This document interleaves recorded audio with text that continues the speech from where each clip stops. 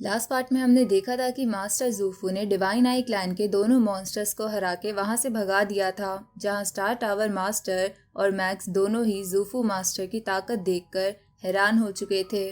इसके बाद max वूहुन master के द्वारा छुपाए गए ट्रेजर को ढूंढने निकल चुका था। जहां रास्ते में वो ऐसे इलाके से गुजर रहा था जहां प्रेशर बहुत ज्यादा था, लेकिन इसके बावजूद भी वो आराम से आगे बढ़ पा रहा था। ये देखकर सब हैरान थे, क्योंकि सबको लगने लगा था कि मैक्स वोहन मास्टर के साथ मर चुका है। तभी मैक्स अपने लिमिट तक पहुंच जाता है और एक जगह पर रुक जाता है। उसी वक्त वहां पर डिवाइन आई क्लैन की प्योर आई मास्टर आ जाती है। अब आगे तो इस पार्ट की शुरुआत में प्योर आई मास्टर मैक्स से कहती है कि तुम्हें पता भी नहीं चलेगा और तुम राग बन जाओगे। अब ये बोल के वो मैक्स पर एक इल्यूजन टेक्निक का इस्तेमाल करती है, लेकिन मैक्स बड़े आराम से अपने क्लॉ से उस अटैक को नाकाम करते हुए उसके पास पहुंच जाता है और उसे पंच मारता है, जिसकी वजह से वो दूर जाती है और मैक्स पर अटैक करने की कोशिश करती है। लेकिन मैक्स बार बार उसके पास आके उससे क्लोज रेंज फाइट कर रहा था। साथ ही वो बोलता है कि तुम्हें क्या लगता है तुम मुझे मार सकती हो, तुम्हारे सोल अटैक्स पावरफुल होंगे लेकिन तुम्हारे फिजिकल अटैक बेकार है। अब मैक्स ये बोल के उसका एक हाथ उखाड़ लेता है, जिसे वो फिर से रीजनरेट कर लेता है। तो मैक्स उस पर लगातार अटैक्स करता रहता है। साथ ही वो प्योर आई मास्टर पर भारी पड़ रहा था। तभी एक बहुत बड़ा धमाका होता है और प्योर आई मास्टर बहुत दूर जाकर गिरती है। साथ ही वो बहुत जख्मी हो गई थी। तभी मैक्स उसकी तरफ एक मीटियोर फेंक कर मारता है, जिसे प्योर आई मास्टर रोकने की कोशिश करती है। तो मैक्स उस मीटियोर के बीच से आकर उसके फेस पर पंच मार के उसे जमीन पर पटक देता है। ये देखकर प्योर आई मास्टर को गुस्सा आ जाता है और वो मैक्स के चारों तरफ एक बैरियर बना देती है, पर मैक्स उस बैरियर को बड़े आराम से काट चुका था। ये देखकर प्योर आई मास्टर वहां से भागने लगती है, लेकिन मैक्स उसका पीछा नहीं छोड़ता और उसके पास पहुंच के फिर से उसे पंच मार के नीचे गिरा देता है। इधर आसपास खड़े लोग ये सब देखकर हैरान हो चुके थे कि मैक्स कितना ताकतवर है। तभी मैक्स प्योर आई मास्टर के करीब आने लगता है, लेकिन उसी वक्त मैक्स को वोहन मास्टर की की का दरवाज़ा महसूस हो जाता है। इसलिए वो प्योर आई मास्टर को वहां से भागने देता है और खुद उस दरवाजे के पास आ जाता है, जिसके बाद वो चाबी निकालता है और बोलता है कि मैं जानना चाहता हूँ कि उसने मेरे लिए क्या छोड़ा होगा। अब मैक्स उस दरवाजे के अंदर आ जाता है, जो कि एक बड़ा सा स्पेस था जहाँ चारों तरफ चट्टाने ही चट्टाने थी। तभी बवाता कहती है कि ये तो बहुत बड़ी जगह है।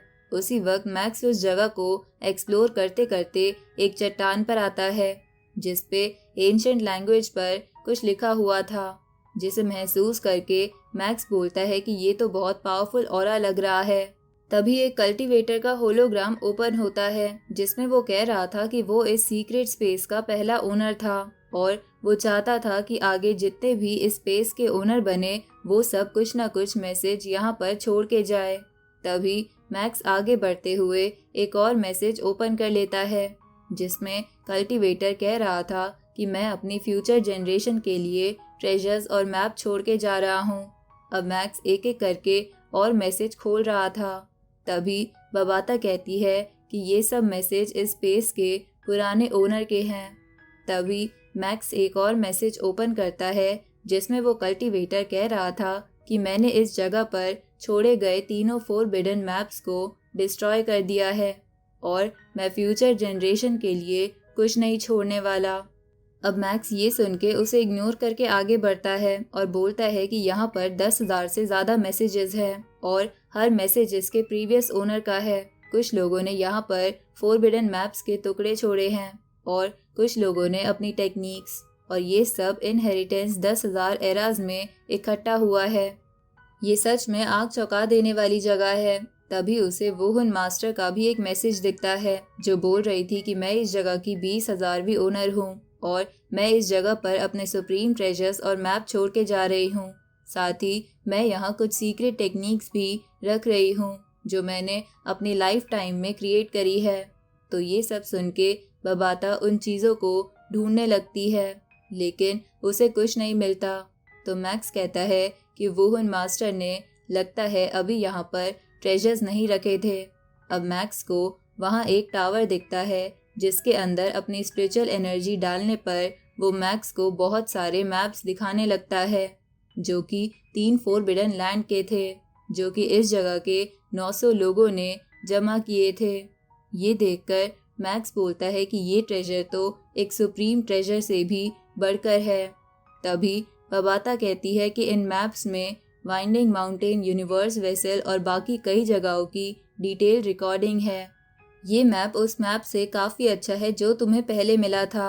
अब मैक्स अपने मैप को बाहर निकालकर उस जगह से मिला देता है, जिसकी वजह से वो मैप और डिटेल्ड बन जाता है।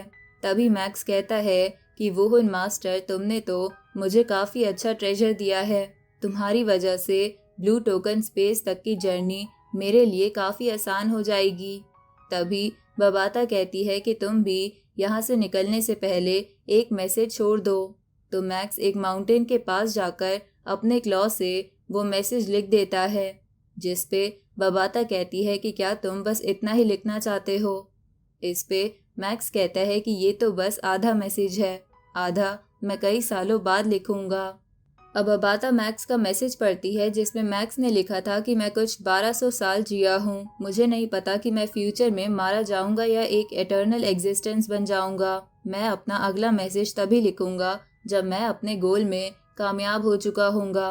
अब मैक्स उस जगह से निकलने लगता है, जहाँ निकलने से पहले वो अपनी मौसा क्लैन वाली बॉडी को वहीं कल्टीवेशन के लिए छोड़ जाता है, ताकि उसकी will power true God level तक पहुंच जाए।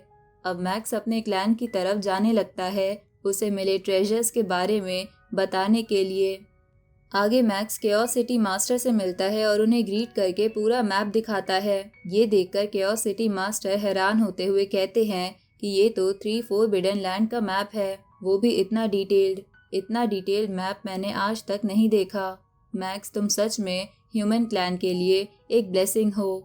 अब मैक्स अपने स्टार टावर में बैठकर वहां से निकल जाता है और यूनिवर्स वेसल की तरफ जाने लगता है, जहां रास्ते में वो अलग अलग जगह से भी गुजर रहा था, जिसे बबाता मॉनिटर कर रही थी।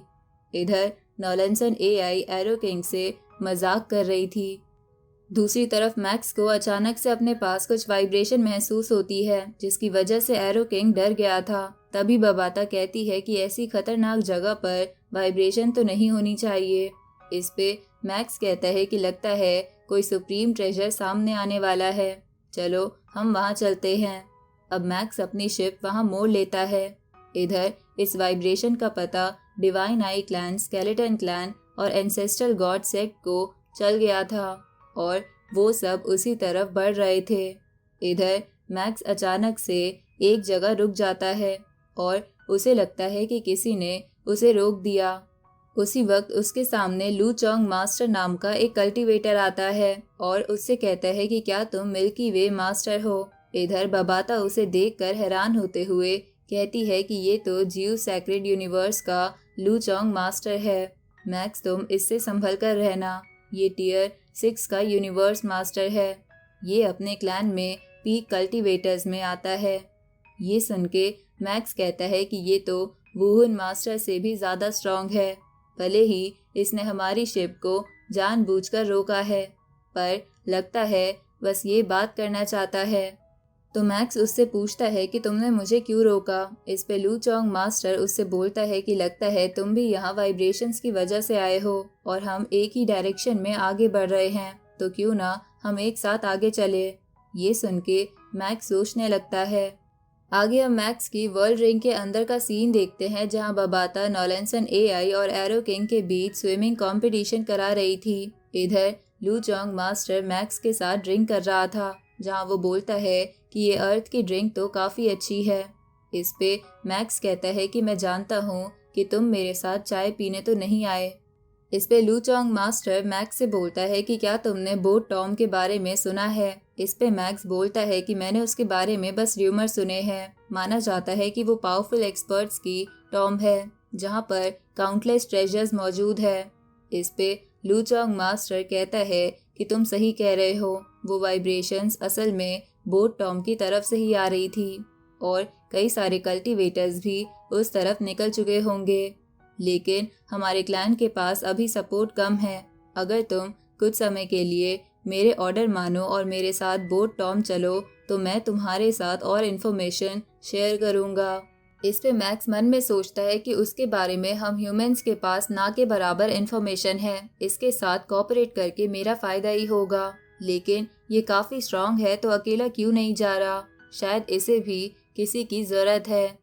अब मैक्स बोलता है कि मैं तुम्हारे साथ जाने के लिए तैयार हूँ, लेकिन मेरी 2 कंडीशंस है। फर्स्ट, मैं तुम्हारे ऑर्डर्स फॉलो नहीं करूँगा और ट्रेजर अपीयर होने पर पीछे नहीं हटूँगा। इस पे लू चोंग मास्टर कहता है कि ठीक है, ट्रेजर अपीयर होने पर हम दोनों अपनी अपनी कैपेबिलिटीज़ पर निर्भर रहेंगे। अब उसके ये बोलते ही ये पार्ट यहीं ख़त्म होता है।